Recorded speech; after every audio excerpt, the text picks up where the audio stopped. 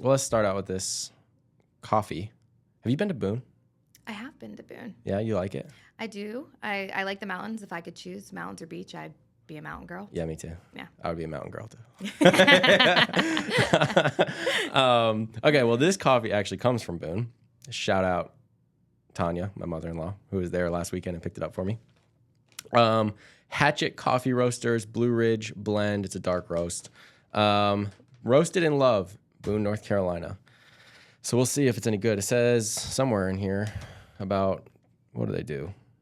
$1 per bag goes to support Blue Ridge Conservancy. Very nice. How do you say that word? Conservancy. Okay, so I nailed That's it the first right. time. So we'll rate it on a scale of 1 to 10 at the end. Mm-hmm. But if we like the coffee, you can find them at Blue Ridge. Nope, that's a different one. They don't have their website on here. So I would assume it's, oh, there it is. HatchetCoffee.com. Dope name. Fits the vibe. So anyway, Cara Gibbons, the Sterling Law. Yes. So at one point, you were a girl in high school and you thought, I want to be a lawyer when I grow up. Yeah. Is that how that started? Even younger. Really? Yeah, I could say from like as soon as I could start saying what I want to be when I grow up, I always said lawyer. Even as like as little as I have stuff from my childhood. And like I have it from like second grade, third grade, fourth grade. Like my parents kept everything. Yeah. So I have it, and it all says lawyer. Really? Yeah. And I say that to my 11-year-old all the time because like she has changed her mind so many different times. And I said to her, I was like, "Mommy was lawyer from day one." That's hilarious. Yeah. When I was a kid, I wanted to be a garbage man. That's a good one. Yeah, right? My son loves trucks, any truck. That's how I was like, first of all, I don't think they do it anymore because they have the arms. But back then, like they would stand on the side and you'd go down the street and you'd jump off. They actually still do that. Do they? Yeah, mine does at least. Oh, Keep okay. away. Yeah, that's cool. Yeah. And I was like, I remember one time my mom opened up the trash can to throw and there was maggots in there. She's like, oh, and I was like, maggots don't scare me. Like, I'll clean that sucker out. Yeah, I'm going to be a garbage man. I'm going to take care of this for these poor people. You know what I'm saying? Like, I'm going to help this out. I'm a community helper. I'm a community helper. Yeah. And then that lasted till I was about like 5. And then I wanted to be a builder. And now I'm a real estate agent. Did you ever want to be like work with dinosaurs, like fossils? Because that's where my son is right now at 4. He will tell you any dinosaur that you know. He's like, I'm going to be like work at a zoo with dinosaurs. I was like, well, first off, I don't want to burst your bubble this young. Not a thing. Yeah. But like you can dig up bones. Yeah. And then build a dinosaur with the bones. It'd be cool. Yeah. No, I was never. My brother was a dinosaur guy. Yeah, I was never into the dinosaur. I was more into Bob the Builder. Yeah. Like, do you remember the show Land Before Time? Yes. Yeah, that was like always on in our house. Yeah. One of my names, if you know my Cara Gibbons, all the names. Petrie is my daughter's last name, my ex-husband. But Petrie, everyone's like, oh, Petrie like the dish. I was like, no, Petrie like the dinosaur from Land Before Time. That's so funny. That's what I would tell everybody. Yeah. That's hilarious. Yeah. Great show. But no, I didn't always want to be a real estate agent. I didn't even know what a real estate agent really was until I was probably like 17 and I got my license at 18. Right. So it was like, here we are, I guess. Well, that's still like for you, that's 17 to 18. That's almost like a childhood dream. A childhood dream, yeah. Yeah, I don't really know. I never had any big ambitions. Like, I always like it was ambitious, like entrepreneurial, but never like, oh, I'm going to, I don't know, be a doctor or a lawyer or whatever. I never, medical things, not my vibe. No. I mean, I have empathy for people. Blood, no. Like, people sick, coughing, I'm like, oh, why are you around me? Like, I'm like, you're nasty. Yeah, can't do it. Yeah. Okay, so you always wanted to be a lawyer. And then you go to, shout out, WVU. Yes, go Mountaineers. Yes. That's so funny. So I grew up in Pennsylvania, didn't go to college, got my real estate license right out of high school, but grew up a huge Penn State fan. Oh, I know. Sorry. I know. Yeah.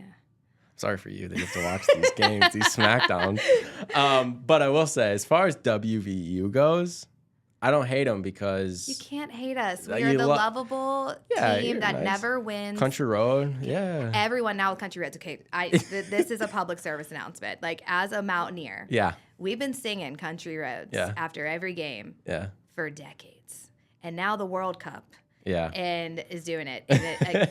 I don't like to share. Right. This is my thing. Exactly. Like, it's our thing. Like, I get it, because when we were in the World Series for the first time ever a couple weeks ago, it went viral when our boys sang Country Roads. And it was like this, everyone's like, oh, look, everyone, in the stands holding arms. We love America. Like, look at this. Americans love each other. And now they're bringing it to the World Cup, which is nice.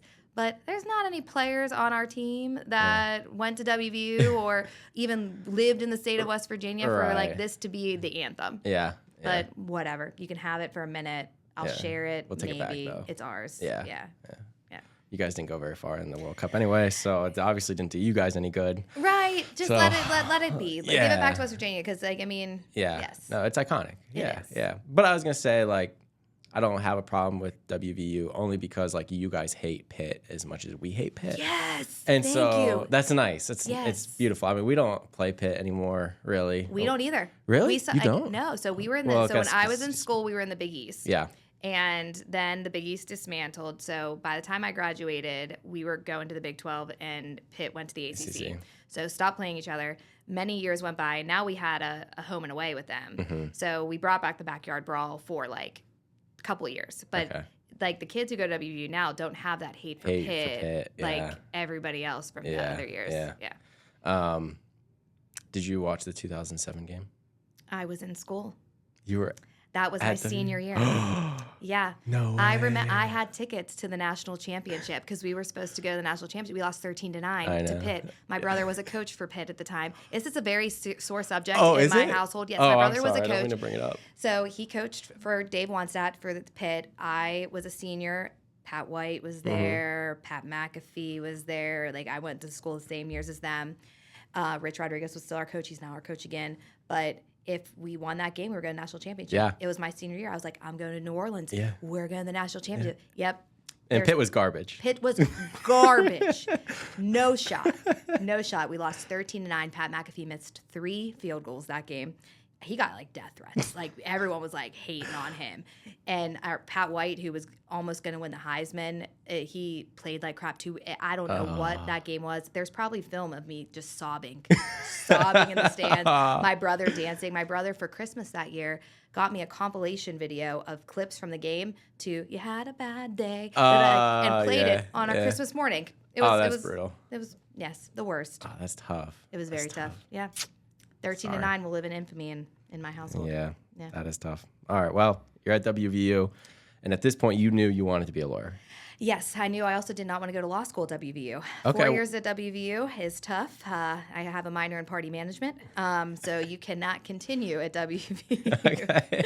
I needed to focus. Yeah, lock in. Yes, lock in. And so I knew I was not going to go to law school there. So what brought you down to North Carolina? Because you went to... I went to NCCU. I went to Central. Yeah. So I was one of those kids who I applied to 10 schools, got into 6, and was like, which is cheapest? Boom. Gotcha. Came here. So that's kind of where my mind was. Ended up loving Central and loving here. So I make the joke to people, I've been migrating south. Like I went from Pittsburgh to WVU to down here. Yeah. But no, it's just like North Carolina Central is great at kind of teaching to the bar. I knew I'd pass the first time. I made so many connections. The last thing I wanted to do is get so ingrained in North Carolina and then go back to Pennsylvania. Right. So it made me want to stay here. There's such a good alumni kind of circuit. You feel supported. Yeah. So Central was great for that. I'm a legal forever. Yeah, let's go. Yeah. And at what point during that process did you know you wanted to be a real estate attorney? Never during law school. Really? So law school's unique. So you learn everything because you have to take the bar. It's almost like med school. You have to do a little bit of everything. Yeah. So the only way to kind of specialize during law school is internships, externships, kind of whatever you want to do. Mm-hmm. So I did all of my internships through school I did Disability Rights North Carolina, so I did a little bit of disability work. I went to a criminal firm and was doing criminal defense work. I did juvenile defense work. I was of the mindset that I was either going to be a public defender or I was going to be a prosecutor. Okay. I was like, I belong in a courtroom. Yeah. And I just that's my mindset. Yeah. And then, nope. Was this before or after Suits came out? It was during the same time. Okay. Yes. So I was like, and that's what my family was always like, are you going to go work at this big corporate firm? I was like, Suits is not real. Yeah. And they also don't look like that. I was like, I'm not, no. Yeah. But it was not a bunch of gorgeous people walking around a law firm. Right. No. But yeah, so it was just, I kind of thought that was going to be my path. I graduated law school in 2011. It was a horrible time to find a job. The market was just horrible. So out of all the kids in my graduating class, only about 30% of us had a job right out of law school. So everyone was doing like doc review, kind of just figuring things out. Yeah. I was lucky to find a job. I ended up getting a job at just this general practice law firm that did a little bit of everything. Okay. When I went there, I was like, hey, I'm on the juvenile defender, like approved list. I'd like to keep doing that. But also they did estate planning work. She did corporate work. She did just a little bit of everything. So I got to kind of see it all in play. I realized real quick I hated litigation. Okay. Even when you're suing somebody, even if you win, you lose. Yeah. So I was like, no, hard pass. I hated family law. Okay. Other people's drama. I was like, I will watch it on reality shows. I will not be a part of it. Yeah. Estate planning, it was just like, it was good and bad. Talking about people's death all day long, every day is just like not my vibe. Yeah. So she did, like the practice I was in, she did about 20% real estate. She maybe did like 5 to 10 closings a month, not a big thing, but it was an easy thing for her to offload. Yeah. So she was like, here, do this. Yeah. I realized immediately and fell in love with it. Okay. So real estate law, first job out of law school. So I worked with her for like 18 months, realized I loved real estate so much that I then pivoted and got a job at a local firm that does a very large volume of new construction. Oh, okay. So I went there and I worked there for 2 years, and that's where I really got my footing. Yeah. And so I was like, all right, real estate's my jam. I call it happy law. Yeah. I don't sue nobody. I was going to ask you about that. Yes. Yeah. Happy law. Happy law. Everyone who comes to me wants to come to me. I'm giving out money. I'm giving out keys. Everyone is in the transaction has the same goal. Yes. Right. The general public is still crazy. Right. Like no matter what, real estate can drain you. It's an emotional thing. Yeah.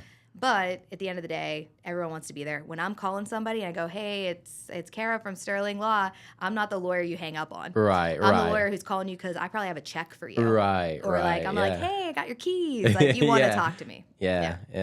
No, that's great. At what point did you think that, or I should say, at any point did you think of pivoting away from real estate and going into a different field? No, not really. So I've been doing it now for like 15 years at a pretty high volume too. It hasn't burned me out. It hasn't gotten me to where I'm just like, oh, I'm done with this. Yeah.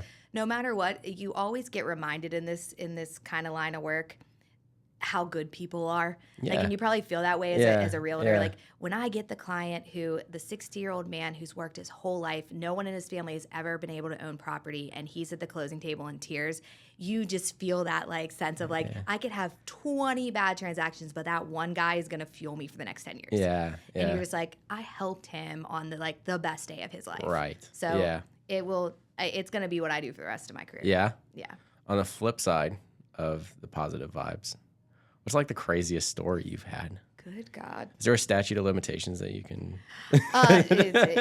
Yeah. I mean, I've had so many. I tell people all the time, like, I work with the general public. Yeah. So it is just madness. The things that people do, you're just like, how do you wake up in the morning? Right. And this is what How do you survive? How do you survive? Yeah. I mean, I found crazy title things. So, I mean, when you do the title search, you can find insane things. I had a closing where I had to have 28 heirs. Somebody died and there was 28 people we had to track down in order to sell the property. Gosh. So, like, that's the exhausting part.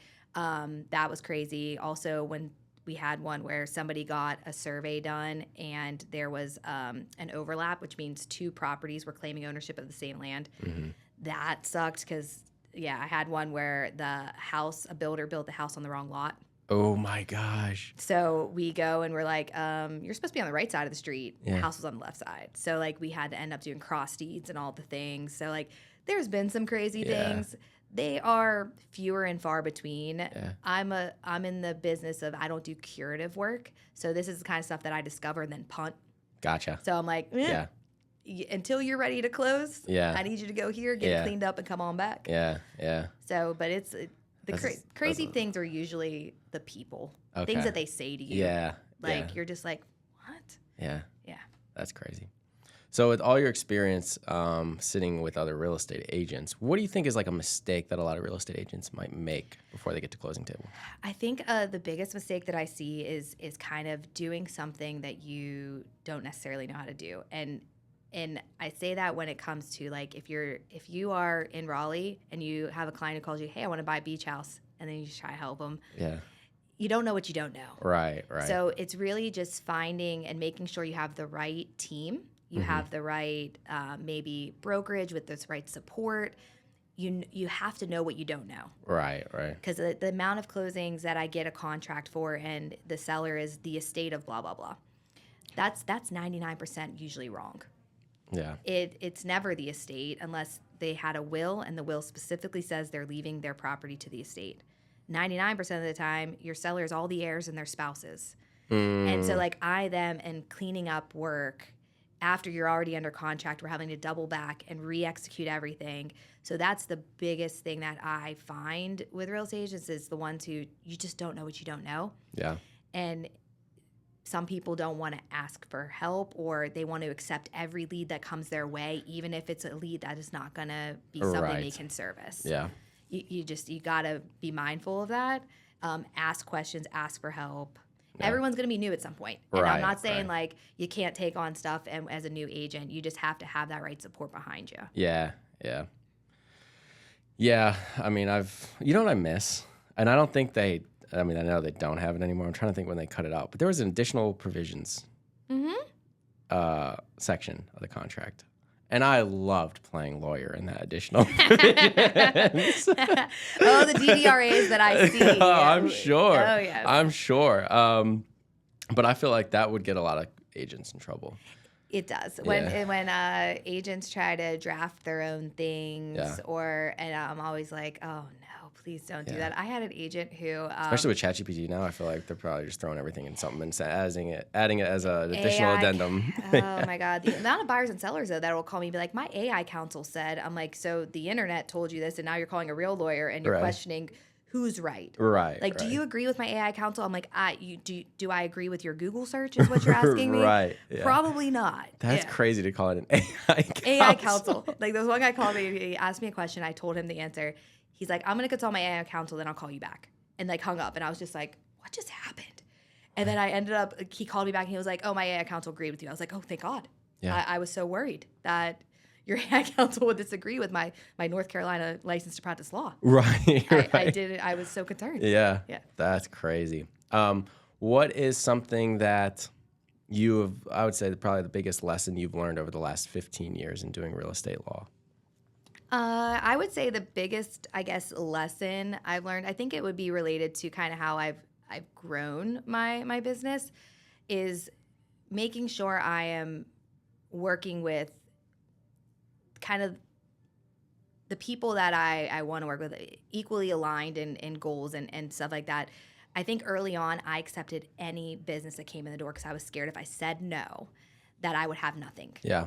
So being confident enough to say no is like the most refreshing part of your career. It's like that time where you're just like, oh, wow. Like I can say no and feel like I'm now not going to be able to pay the light bill. Like I'm not, I'm still going to have that business. Yeah. And knowing that if I say no to this agent, they're not going to now go take their business elsewhere. Right. I can be like, hey, this deal is just a crap deal. Right. We're all losing money. Yeah. Yeah. Like, I'm not taking it. Like, this is just not going to be one that's going to make sense. Or, hey, can you close this quick cash deal in 4 business days? I'm like, no. Yeah. No, I'm not. Yeah. Like, the title work on that. Yeah, you want it fast or you want it right. I tell people there's 2 different things. You can either get it, like, I always tell people, too, the quick cash deals, I'm like, well, do you want to buy it or do you want to own it? Because you could buy it tomorrow. Right. I can't tell you if you're going to own it. Right. Yeah. Yeah, that's tough. Have you had any crazy realtors, like, freak out at you? Oh my God, all the time. You don't have to say names, but like... I won't say names. If you follow me on you Instagram, could say names. I post it on the internet a lot. I call it my Stop It series. Okay. So I post videos weekly and things I need people to stop it with. And 99% of them are real estate agents who yell at me. Yeah. Okay, first of all, the series sounds awesome. I got to check it out. Yes, okay. You do. Yeah. So like, what are the things that people are doing that you're like, buddy? 90% of the time is people just yelling. The amount of people that scream at me. Like scream, and I'm just like, first off, what's your name? Right. Like you just started yelling.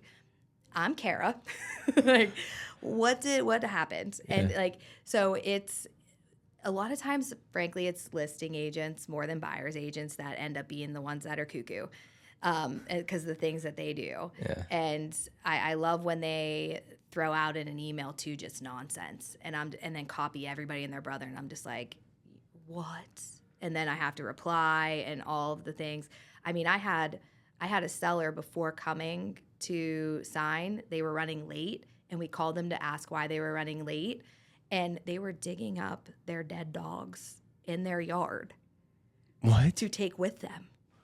What? Yeah. And then told me about it. And I was like, digging up the what? Dogs, like dogs plural? Like, are they in a box? Are they just dug? How do you know where to dig? How many? Are we talking about like Shia LaBeouf holes level, amount of holes in the backyard? Are we filling them back up? Like, is it a pet cemetery? Yeah. Like, I had so many questions. And I was like, but why am I being told this? Right. So like now I'm like having to have this information Yeah. that I'm like, and what's now going on? I'm gonna see this pet digger upper in 10 minutes. That's kind of freaky. And they walk in, and I'm like, and I tell like all my staff, and I'm like, I don't know if she's gonna come in like covered in mud. I don't know what we're dealing with here. Like, but just what'd like, she need the dead dogs for? I don't know. I'm like, at this point, I'm like, do I ask the questions I want to know, Right. or do I like just leave it? Yeah. I'm just gonna leave it. I would say I'm doing something. Like I'm in the middle of something. Why would you be like, hey, I'm just finishing up digging up my dogs, That's and then I'll the be there? craziest thing I've ever heard. Yeah. You gotta listen. Well, yeah, watch my stop its because and the content's endless because we work with the general public. So like, I'm just like every week I'm like, they're like, what are you gonna talk about on your stop this week? I was like, I don't know. Let's figure it out. Yeah, let's see what pick the day brings. one of the things that happened this week. That's what happens. crazy. Oh my gosh. Oh yeah, real estate agents it's just they give amazing content. Yeah. Yeah. So, do you look at real estate agents as a good profession or bad profession? Actually, I look at it honestly, and this is not just because they help feed my family. Mm-hmm. It is, I hate FSBO deals. Like if somebody calls me and they're like, "Hey, I'm selling my house off market. I found a buyer. Can you help me draft the contract? Whatever." Da da da da. It is literally my nightmare. Real estate agents, you guys do the Lord's work.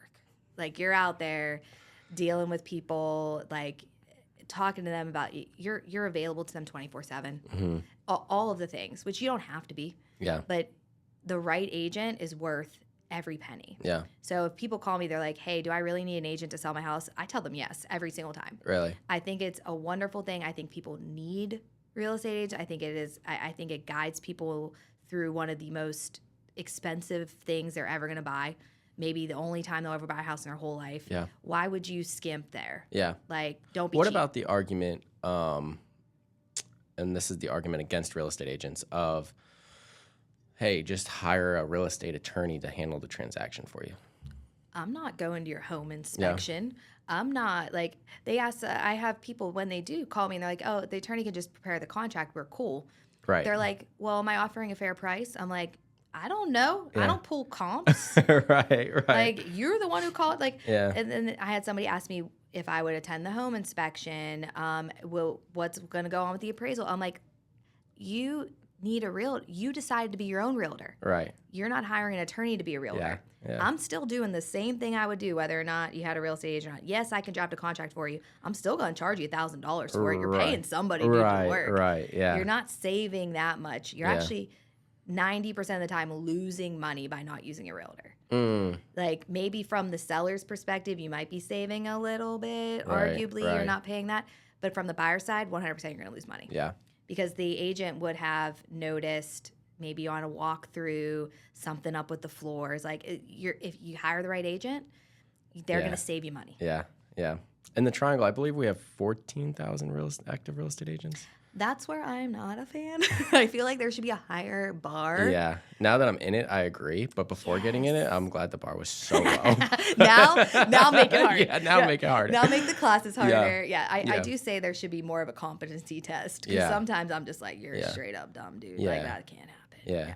And what percentage do you feel that you're dealing with that is like, okay, this is a top producing, I don't know about producing, but just a high-level competent agent compared to, I mean, you're 14,000, you're going to have bad apples for sure, especially with the barrier of entry. But out of that 14,000, how many are actually producing? I think like 20%, maybe. Like that are regular, like at full time. Yeah. Yeah, people get their license and then just have it for their brother. Yeah. But I do think like, I mean, again, I'm of the part of my career now that I say no a lot. Right. So I like to work with the agents that are good. Yeah. I don't want to be doing your work for you. Yeah. So if I'm having to be like, oh, come on, now you got to go get that fixed. Now you got to do it. Like, it also doesn't help anybody. Yeah. So I mean, I want to say that all the agents that I work with, I'm not going to ever say bad anything about them.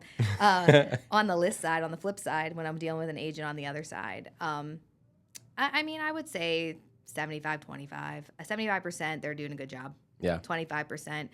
It's like anything in life. The bad ones, the loud ones, the mean ones, They're the ones who make the weekly series. Yes, and they're the ones that just feel exhausting too, and you feel like there's more of them because they're louder, right? And there's usually not more of them. Yeah. I'm trying to think in like my 8 years of real estate, I don't think I've ever had beef. No beef with a attorney. Oh no! Well, right? Like it's always one-sided beef though. Like I'm always like, this is the one-sided. You're mad at me. I'm not mad at you. Like, why? Where'd this one-sided beef come from? Yeah. Like I mean, I've heard a story. I had one. It wasn't the attorney's fault, so I wouldn't have been mad at the attorney. It was the office. They got mailed keys and they threw them away. Oh, they threw away keys. Yeah. It was like they were like, oh, we didn't realize they were in that envelope. And so my buyers were trying to get in, and it was all recorded and everything. And they had the moving truck coming. They're like, we didn't need the keys, didn't have a keypad or anything. They're like, I guess we're gonna need to get a locksmith. And the receptionist, super sweet, but she was like, I don't know. Like, so she looked for him. I mean, it was like hours later. And then she eventually was like, I'm so sorry, I threw him in the trash. It's all good. Happens. See, people make mistakes. Yeah. And that's the thing. It's like, but I've never I wouldn't have called the attorney and been like, screaming at them. What the frick is your problem, buddy? Like, you sucked. Run a tighter operation. I don't know. I would love for you to sit in my office one day and just answer the phones and just feel that. Like, because it really is. And I do think that over the last probably during COVID, when it was so busy and it was such a crazy time, it really did turn the tide on, I think, the way people just talk to other humans. Really? And it really is just like a forgetting that you're talking to another human on the other side. Yeah. So like the yelling, the screaming, we had a guy like say the most hateful thing that I cannot say here because it's all curse words. And then like we hung up because we're like, you can't talk to us like this, sir. It hung up. Then he puts it in an email, double down. Like he was just like, you didn't hear me? You are, blah, blah, blah, blah, blah. And I'm just like, bro. And it was all something over something so trivial. Yeah. I think that closing was delayed because of a lender issue. He was the seller. Usually 90% of people are mad at us because we're reporting the news. I'm always like, I'm a weatherman. Right. You're mad because it's raining. You can't be mad at the weatherman who told you it was going to rain. Mm-hmm. So like I'm always like, it's delayed. There's a lending delay. Yeah. I'm sorry. We have to move closing. And like just mad at me. And I'm like, I can't control the lending package. I can't control it. Like I want to be the hero. I want to be able to make it happen on time. But there's so many things outside of my control. Yeah. And also like if it is in our control and we did make a mistake, always accountable. Right. And you got to say like you can't. This transaction is never going to be perfect. Setting expectations is so key, and that I think that is a really sign of a good agent is setting proper expectations from the beginning. If you tell your client to come to closing with their moving truck, you didn't set proper expectations. Right. Like you got to be like, hey, you can't plan your movers to come at 1 o'clock on closing day when you signed at noon. Right. That was just you set everybody up for failure. Yep. And I had a closing last week where the seller side was like in California or something. They were shipping the docs to us. There was a shipping delay with FedEx. I can't control FedEx. Right. There was like storms in the Mideast and like all the things. Yeah. So on closing day, I was like, we don't have the docs, and it was a Friday. We're gonna get them Monday. That's when we're gonna be able to record.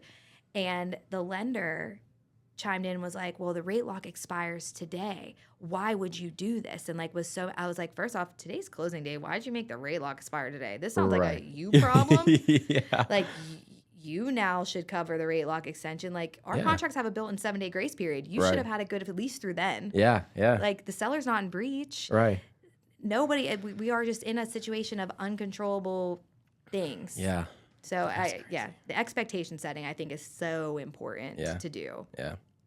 If you can sit down with like a buyer and seller and give them one piece of advice before they sign a contract, what do you think that piece of advice would be? Reading's fundamental. Read it before you sign it. Yeah. Yeah. Read it before you sign it. And if there's something you don't understand, call somebody first. I think in the age of DocuSign and throwing things at people, and every state is different. North Carolina, real estate agents negotiate and prepare the contracts. In other states like New York and stuff, that's the attorney's job. Okay. So when I'm dealing with out-of-state buyers and sellers who are used to buying in like Chicago or New York or whatever, and I do get calls a lot like, hey, the agent is the one who's giving this to me. Is this right? Like, I'm like, an attorney did draft the contract. They're just filling it in.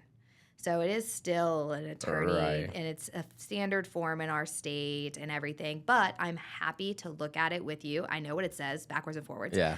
Is there a piece of it that you're concerned about? Yeah. Or whatever it is. And then 99% of the time, it's the due diligence fee. I hate this. Why do you have it? This is unfair. So, is this a real thing? Do I really have to give money? My agent's saying I have to give money. And I'm like, it is. And there's a reason behind it. And I explain it to him. But I think my biggest piece of advice for any buyer or seller is read it. Yeah. Read it. Like, it is shocking. Yeah. Like, it is shocking.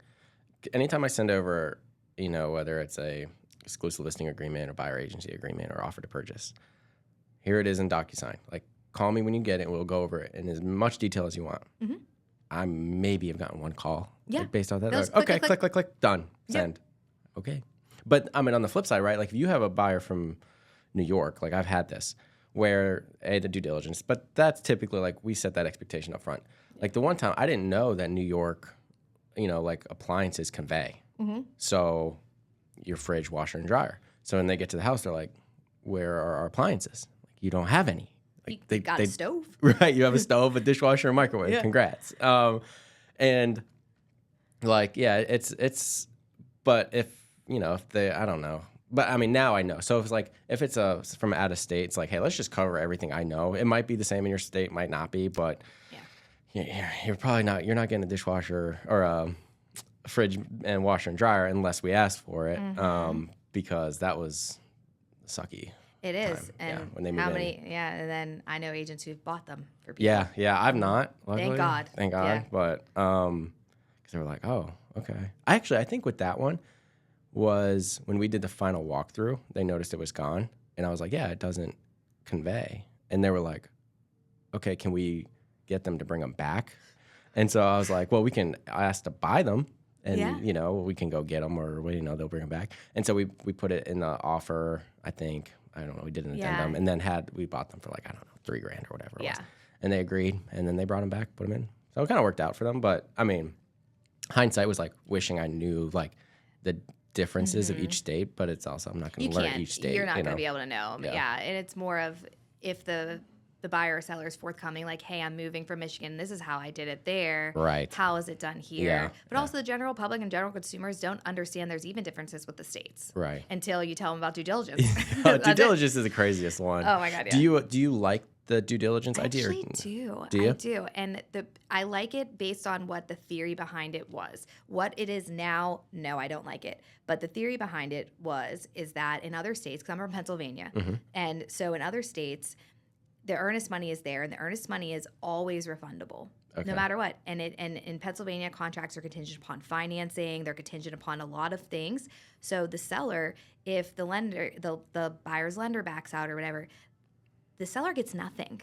The buyer gets all their money back, and you could have been off market for 3-4 weeks, and then you're going back on market and you have nothing to show for it. Yeah. So the intention in North Carolina for the due diligence was simply, I'm compensating the seller for taking their house off the market, allowing me inside to do inspections. So if I back out and get my earnest money back, they at least didn't lose money. Right. So it was always a nominal thing. It was basically, how much is their mortgage? I'm going to cover 2 weeks of their mortgage and utilities, so I can go in there and do that. So it was always like, if it was a high dollar house, it was like a couple $1,000s, because it's like, okay, their mortgage may be $5,000, let's give them $2,500. Right. Or a smaller low ticket house, it maybe was $200, $500, whatever. When it turned into a bargaining chip during COVID, that's when I decided I hated it, because I was getting DD amounts of stupid amounts. I did one for $90,000. Yes. Sight unseen from New York. I had a cash deal where the DD was the sales price. Yeah. And I was like, now this is just stupid. Right. The seller has to bring me money to closing. Yeah. The buyer has already bought it. Why are you even using a closing attorney? Like, at this point, you've already bought it. Yeah.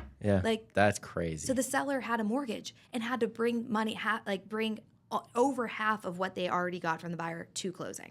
It was the stupidest thing I've ever done in my life. Yeah. That's crazy.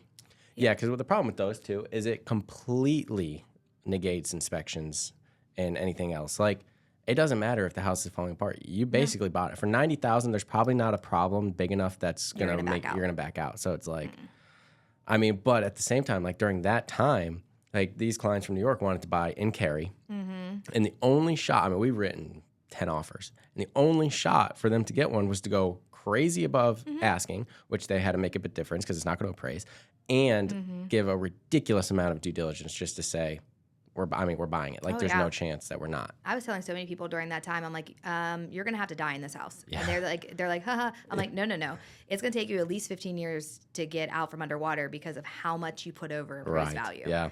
Like, but then they were like, but what am I going to do? Walk away from $100,000? I was like, I know. we're rocking a hard place, buddy. Yeah, it was tough. That was tough. Yeah. That's what I hate about the deal, like when it turned into the bargaining chip. Because there was so many other things we could have done during that time that showed that a buyer was serious.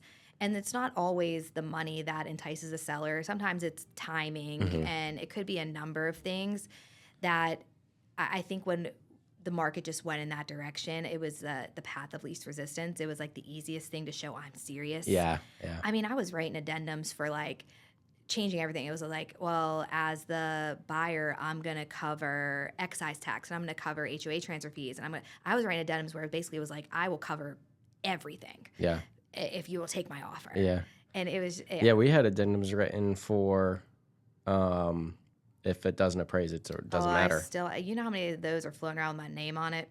And it's just like, and people are still using them now. And I'm just like, can you just call me before you use it? Yeah. Because like now, like you're using sometimes the wrong one. Because I have like 30 versions of appraisal addendums. I actually wrote one this past weekend because there's a couple people that are, couple neighborhoods are in multiple offers and stuff. Right. So I'm writing the appraisal addendums basically like buyer will cover the difference. And that kind of stuff. Yeah. What do you think about the current, what we're in now, as far as due diligence compared to earnest money? Here at this Compass office, I feel like we regularly preach why earnest money is still valuable because it puts a timeline on the buyer. Oh yeah. You know, and so it's like, hey, you're not, you could give us $1,000 for due diligence, but if you have no earnest money, you can drag this out day before closing back out because you know that money's good as gone anyway. But if we are a seller and we're like, hey, but we do want an extra $1,000 in earnest money, now you have whatever your due diligence period is, 3 weeks or whatever, to make up your mind, and it puts a little bit of a timeline on it. I agree wholeheartedly. I think it's valuable because it really it puts you could say the DD period's 3 weeks. If you have no earnest money, who cares? Who cares? It's irrelevant. Yeah. And then I get so many calls about like, well, the buyer's holding my seller hostage until closing day because there's no earnest money and we're still negotiating repairs. I was like, that's an issue, not an ish-me. Like, you created this. That's hilarious. Like, you put yourself in that situation. I think earnest money is so valuable because it does. It also gives the buyer that peace of mind they can get something back. It forces their hand on making a decision. And from the seller's perspective, once that earnest money goes hard, that's more money in their pocket, but also less likelihood they're going to back out. Right, yeah. It really does give more of the structure to the deal that if you don't have it, it really opens things up for that chaos of just like, it's true. The buyer's losing that DD regardless. Yeah. And now they're going to play that game and maybe potentially take it all the way to the end and then terminate on closing day. Yeah, which would suck. It would happen. I had a woman on closing day come to closing, and I'm like, okay, here, I'm Cara, I'm your closing attorney, and we're going over the paperwork. She goes, you can stop. The universe told me not to buy the house. I had a dream last night, and she stood up and walked out. And that was like the conversation. And I was like so taken aback. I was like, what just happened? And I called the agent, and I was like, she already left. Yeah. She's gone. And he was like, what? I was like, your buyer came in, said she had a dream last night, and the universe told her not to buy the house, and she is left. And he was like, you got to be kidding me. I was like, you're crazy. Yeah. Like, you need to call your crazy lady and tell her to get back here. Yeah. She never came back. She never took anybody's calls. The poor sellers, I felt so bad for them. They were buying new construction. So they had moved out. All their stuff was in a moving truck. They needed their proceeds to buy their new construction home. Builder was charging them $250 a day until they closed. And they were screwed. They couldn't now close because they needed the proceeds. I felt horrible for them, and they were so mad. Thankfully, not mad at me. I was again reporting the news. I'm like, I'm trying to get crazy lady back here, but unless you can tell the universe to give her a new dream, she's not coming. That's crazy. Yeah, it was bananas. But in North Carolina, a buyer can never be forced to buy. Yeah, I know. That's crazy. So I'm assuming she didn't have any earnest money, or if she did, She had DD. It was like $2,500. And she was just like, The universe told the me. universe is more valuable than $2,500, so I'm out. Yeah. I couldn't imagine though, like for that agent, whoever that agent was that was representing that psycho, is like, are there no signs of crazy? That's what I said. I was like, her crazy had to have come out before today. Yeah. Like he was like, yeah, during inspections it was a little weird because like she had like, I was like, did she stage the house? Like, what do we do? Yeah, She felt that crazy. Like she was in there with like sage and Yeah. asking a medium to come talk to the house. Like, yeah, it was. She was nuts. That's wild. Yeah, I mean, I've had crazy clients for sure, but never would I've been like, oh, they're not going to go to closing. It's just like they're quirky. You know? Quirky, crazy. Like, Yeah. I don't know. The quirky. It's good stories. Yeah. In the moment, I'm always just like, why? God, why? Is there a sign on me just like, please tell me all your crazy stuff? Right, Like, just like, I have the face that you just want to tell me all your secrets. Like, I don't want to know all of this. Oh my gosh. That's crazy. In 15 years, you probably got some wild stuff. I mean, that is wild. Dead dogs and universe giving you signs in your dream to not purchase real estate. I make my staff loves it and I hate it. The people that bring pets to closing is insane. Like the thought that you can just bring your pet, and I'm not just talking dogs and cats here. I had someone bring a monkey a month ago. A monkey. No way. A whole monkey, and brought it in a stroller, and I thought it was a baby. So I look around and I'm like, that's not a baby, that's a monkey. It hopped out, went on her shoulder wearing a diaper. Whole thing. It was named Rory. It ate Twizzlers at the closing table, and my staff's taking pictures with it like we are a petting zoo. And I'm just sitting there going, this monkey is going to eat someone's face off. I'm thinking, I'm a lawyer. I'm like thinking liability. I was like, this monkey's going to eat somebody's face off. Like, what are we doing? And yeah, of course they were moving. There were sellers moving to Florida. I was like, you belong in Florida with your monkeys. Get on out. That's crazy. But like that's the crazy stuff to me, where I'm just like, do you take this monkey everywhere? Yeah. Do you take it to the doctor? This is a law office. Right. Like, and then they're walking in with their dogs, not asking permission. Like, I'm a dog person. I like my own dogs. I don't want your dog in here. I don't know if it's gonna, like, I had someone bring a dog, and the staff now laughs at me because I talk about the pets all the time now. Brought a dog and then asked me for water. And I'm like, okay, I go get a bottle of water and I hand it to the buyer. And she goes, do you have a bowl? And it didn't register with me. She was asking me for water for the dog instead of herself. And I'm like, no, I don't have dog bowls in my law office. Yeah. And do you think I'm just going to pour it on the floor of my conference room for your dog to like, ma'am? Yeah. I've had birds, snakes, guinea pigs. I could tell you it is the wildest thing. That's crazy. Yeah. I'll say there are a few agents here who bring their dog, and it drives me crazy. Thank you. I have a dog. I'm not a bad person. No, you're not a bad person, because I have a dog, and I'm not bringing that dog. Yeah. No, I'm not taking my dogs anywhere. No. I have two of them. Right. Yeah, it's not that I dislike pets. Right. Yeah. Your pets belong at home. The one dog that comes here a lot is a big old black lab. And I'm like, I couldn't imagine. No leash, by the way. See? So you might see it walking around here. But imagine I bring a client into this building, open up that elevator door, and there's a big old slobbery black lab. Yes. They'd be like, what are you, in a zoo? What if we're allergic to animals? Like, you got to understand, people just don't like your pets like you do. Yeah. Nah, thank you. I'm right there with you. A monkey is crazy. So there's this restaurant in Andrew where I live called Napper Tandy's. Have you ever been there? Uh-huh. So I live in Fuquay, so yes. Yeah. Shout out Nappers. We go there a lot because it's all we got.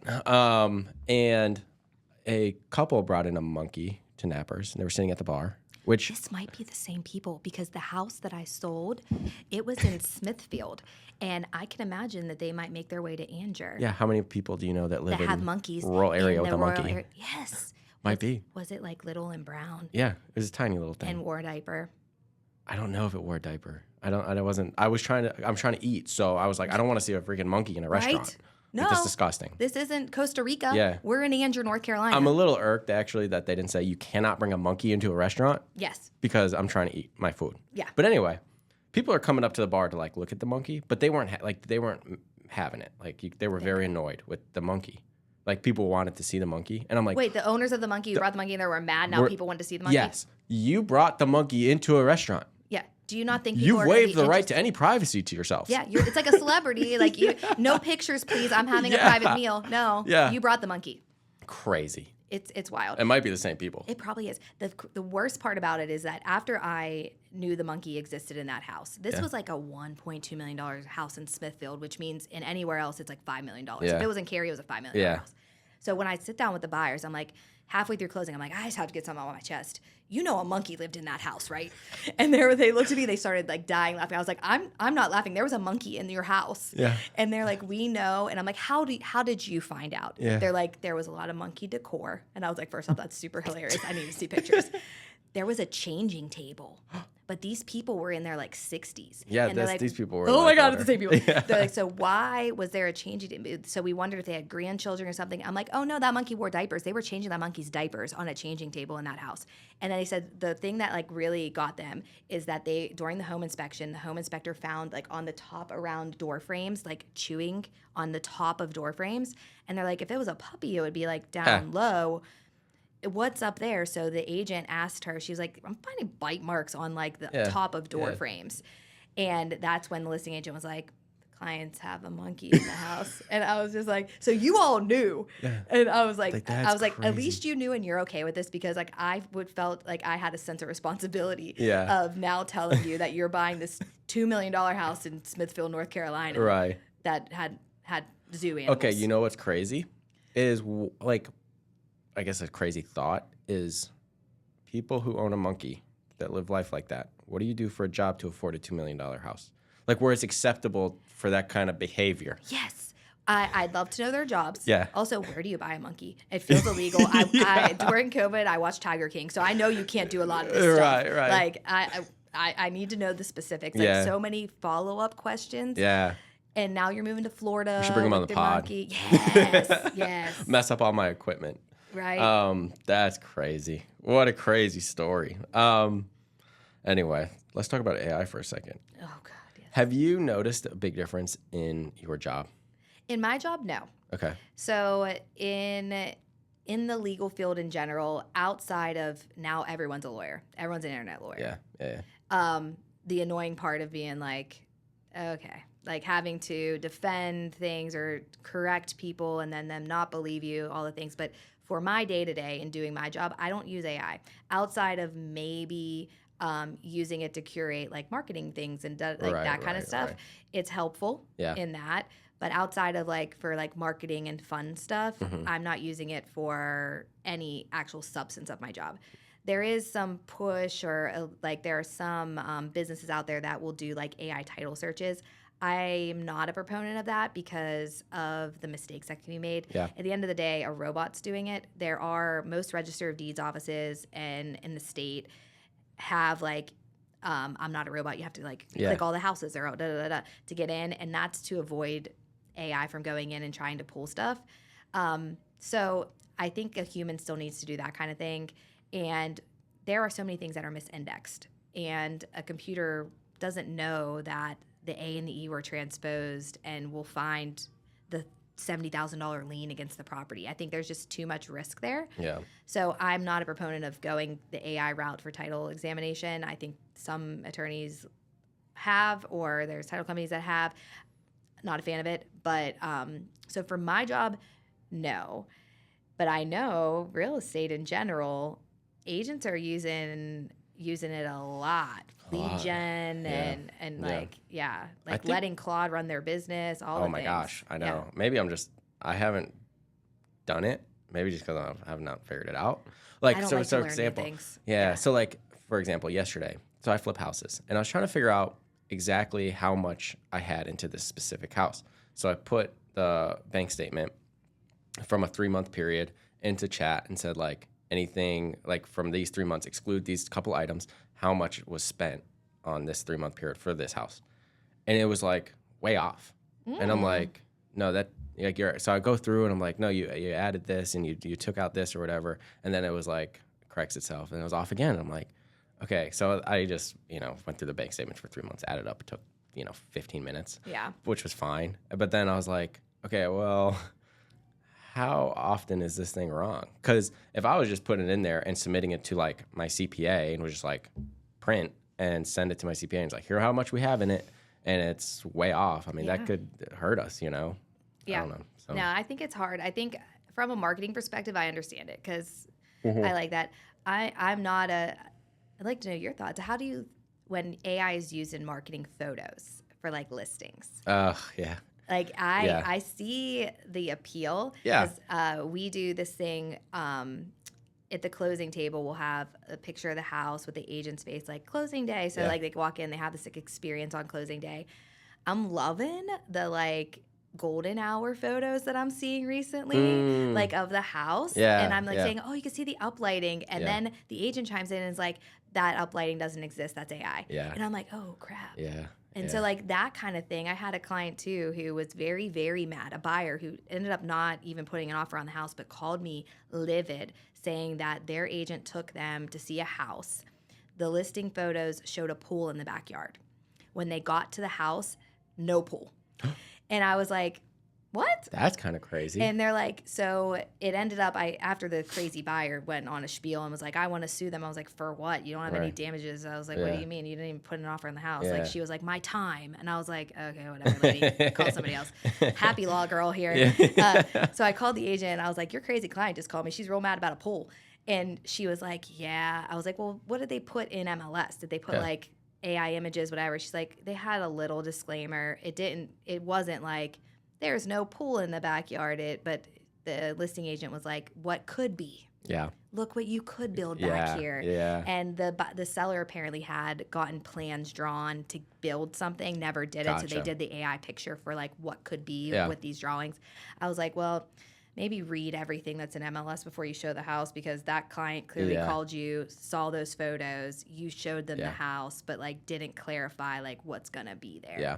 So I feel like sometimes when it's used in that manner, it can create a little bit of chaos. Yeah, I can. Yeah. I mean, with like virtual staging and stuff, I'm like, whatever. I don't think that's a huge deal. I mean, it's No, just people fine. throw the fire in the fireplace all the time, a TV on the wall, whatever. Yeah. Yeah, that's fine. So I do a lot of judicial sales for Johnston County, and I did one recently where I went in to get the photos taken, and the house was just trashed, like beer Can't imagine bottles why. right, beer bottles every, and it was a nicer house, like $475, and so I did. The photographer took all the trash out using AI. Well, then they go in and they see, but in my description I said like, it's a judicial sale. The house does not appear as it's seen in the photos, yada, yada, yada. And I mean, we didn't have a ton of showings, so anytime I did a showing would come across, I would call them, because as many times as I tell or put that it's a judicial sale, they still don't understand the process. Like, well, can we, will they take, this, or can we assume their mortgage, or no, like None it's of a it. judicial sale. So take it or leave it. And, but I would get a lot of calls like, okay, well, it smells really bad, and like it's Well, all this duh. stuff. Yeah. And Yeah. I'm like, I know my job is to kind of get you through the door as well. So, Yeah. I probably overused it on that one a little bit, but I think ultimately- sometimes it is necessary. Like in that one, it's like you're not gonna know what it can be. Like you Right. have to understand, and nobody Right. wants to throw pictures online of beer bottles Yeah. and like Yeah. whatever. And Yeah. it's But also, like, to understand, for this one specifically, it's a judicial sale. We're really targeting investors. Flippers. And so, it's probably not going to be your forever home. No. Even if you did buy it as your forever home, you're probably going to have problems because you can't get an inspection done. You can get an inspection done, but it's irrelevant to you buying it. So I wouldn't, I had a foreclosure once. Buyer bought it. The sellers on their way out, they weren't the sellers, they were getting foreclosed on.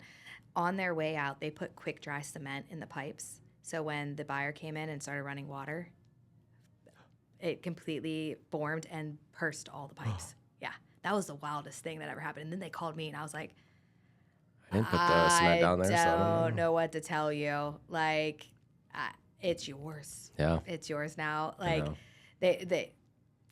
you can't give it back. Yeah. That sucks. I and do that's have crazy. Yeah, I do Yeah. like with these judicial sales. They're great because there's none of the drama per se, as far as like emotional stuff goes. But it's tough because like the one buyer of the one judicial sale it was in Smithfield and it was $175,000 or whatever. So you get what you pay for, kind of thing. Yeah. Well, she buys it and she's like, "Can I get an inspection?" I'm like, "You absolutely get an inspection. It's just doesn't matter because you have to buy it. And so she does. She gets the inspection, and then it's like there's a foundation issue. So she gets a foundation issue or a foundation inspection done, and it was like a $28,000 repair to get the foundation repaired because it was sagging. And I'm like, I'm sorry, but like you can't back out, you know. So yeah, it's yours problem now. So you do kind of feel bad for those, but you do like so the attorney I work with mostly is very big on like they have to even sign this addendum, like you're understanding you're buying this as is, where is, no changes can be made. You know, you have the 10-day upspear, all the whole 9 yards. So we try to get them like to fully understand, but That's why I kind of don't do it. Yeah, like, they just don't like is as an attorney, like those like judicial sales, like foreclosure work, short sale work. It's very specialized niche of the market that you really have to make sure that people understand all the things and everything. So like, good on him for wanting or her to for wanting to do that all like that kind of work a lot. I mean, it's been good. For us, but at the same time, it's just stuff like that. Like, and no matter how many times you tell somebody it's as is, whereas, well, we really would like to have this fixed. We can't do it, you know. Like, I don't know. Arguably, all contracts are as is in North Carolina. So even our standard operative person contract, I'm like, they don't gotta do jack. Yeah. Anyway, the whole AI thing is always an interesting topic, just because I'm not really in it as much as I probably should be, but. I think marketing, I think it could be great, but I also a good thing for marketing. People take it too far sometimes. Like in my opinion, the new AI ads all over Instagram are driving me bonkers. Like they look so bad. They're horrible. Like the flyers. I'm like, and so I'm just like, and then when people send me an email clearly from ChatGPT and they didn't even take out the brackets and like fill in the right thing, I'm just like, be better. Come on, like you already did it. Like they did half the work for you, and then you couldn't even put your name. Like it's a like. Dear insert name. And I'm just like, I have a name. You could have inserted it. Yeah. Anyway, what's kind of on the market what's on the horizon for you?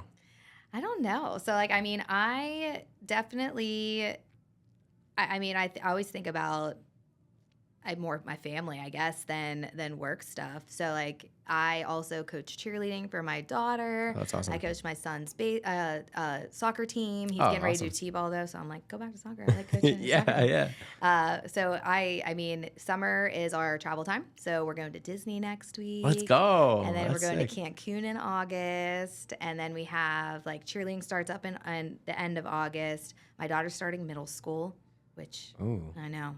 Fun. I don't know.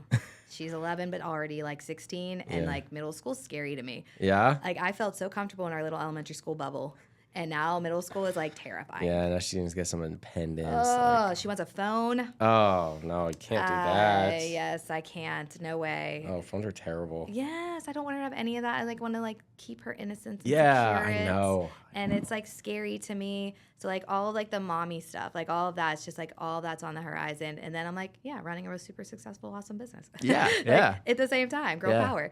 But like with work stuff, I mean, this summer has been nuts.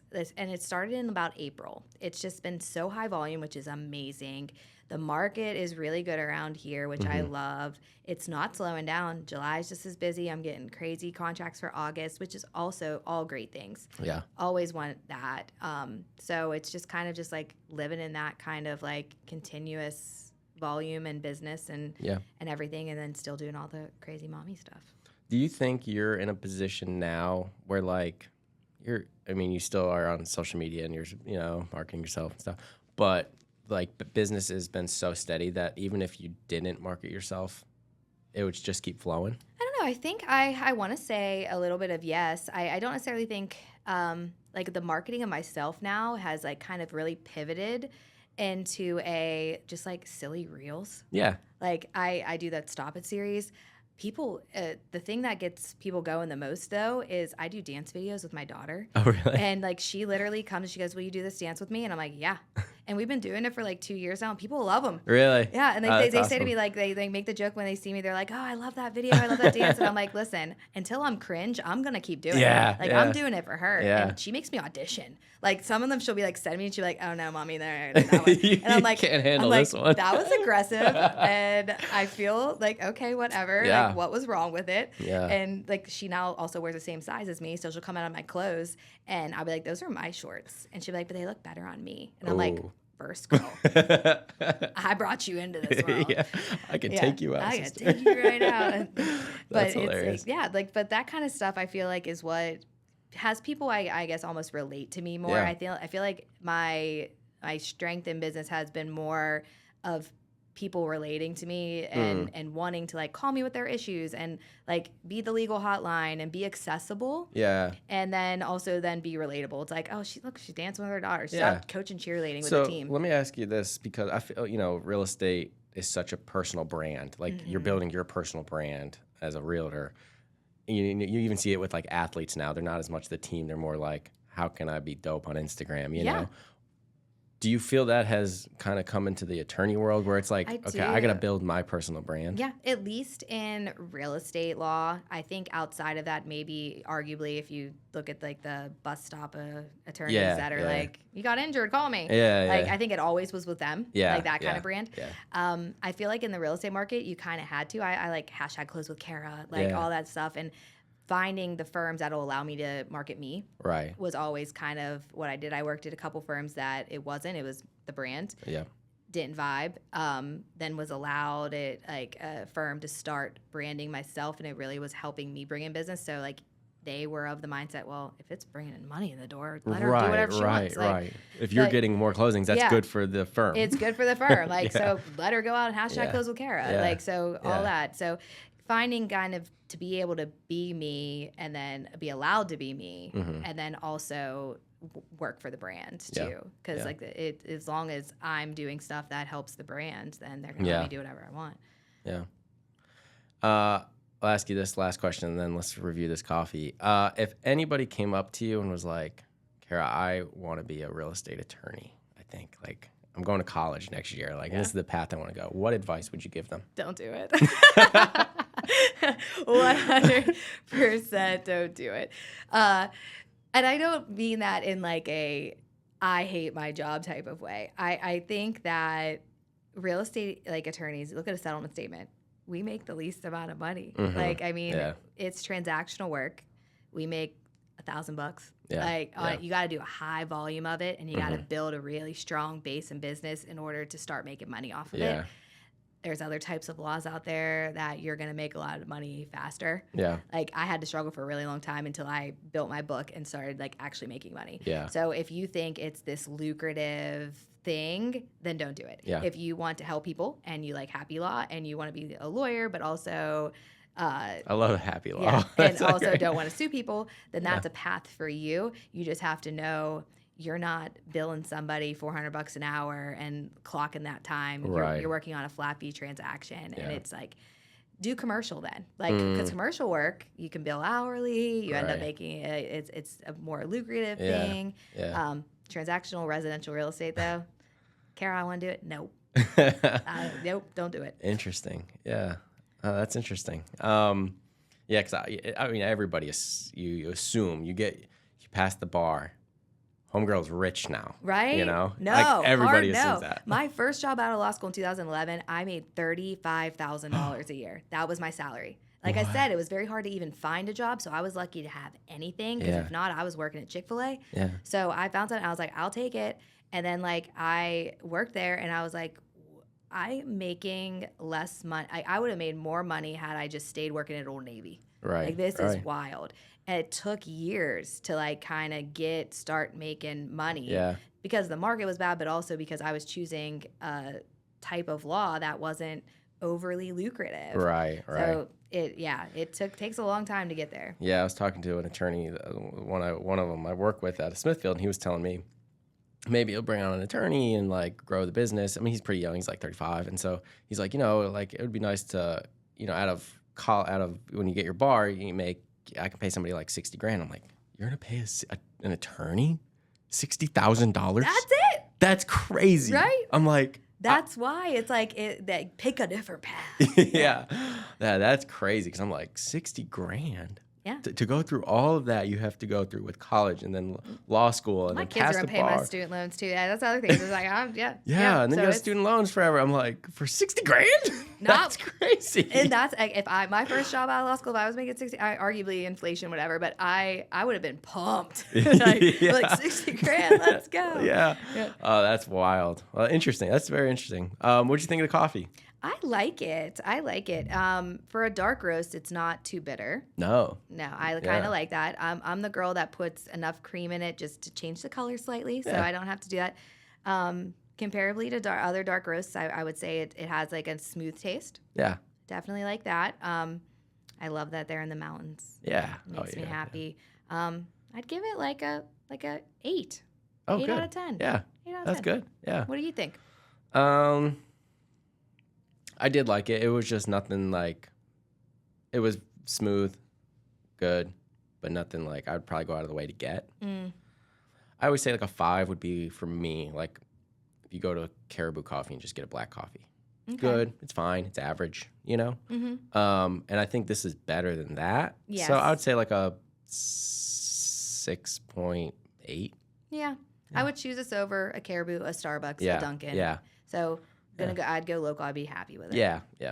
Well, very good. Where can people find you on the socials? Oh, so my Instagram is mountainmama_08. WVU girl, graduate 08. Yes, Mountain Mama 08. And then Sterling Law Apex. You can Google it. Yeah. That's us. That's you. We're the Apex location. Sterling Law has a lot of locations. We Yes. are the Apex location. Do you guys have a little rivalry between locations? No. No. Outside. Like how you guys only closed 500 this month, we closed 600. You losers. No, we hype girls. Like, Okay. I am the hype girl. It's like if they did bad, like it's always me versus me. Right. So I'm always like I'm competing against myself. Yeah. And when I see my fellow colleagues like meet their goals and like go hype girl. Yeah. So Let's even go. if they That's beat, awesome. Yeah. I love it. Well, Yeah. thanks for coming on, Cara. This was awesome. I had so much fun Yes, with you. I know, Great so much stories. fun. Great stories. Anyway, well, thank you for coming on. Yes, absolutely. All right. Bye, everybody.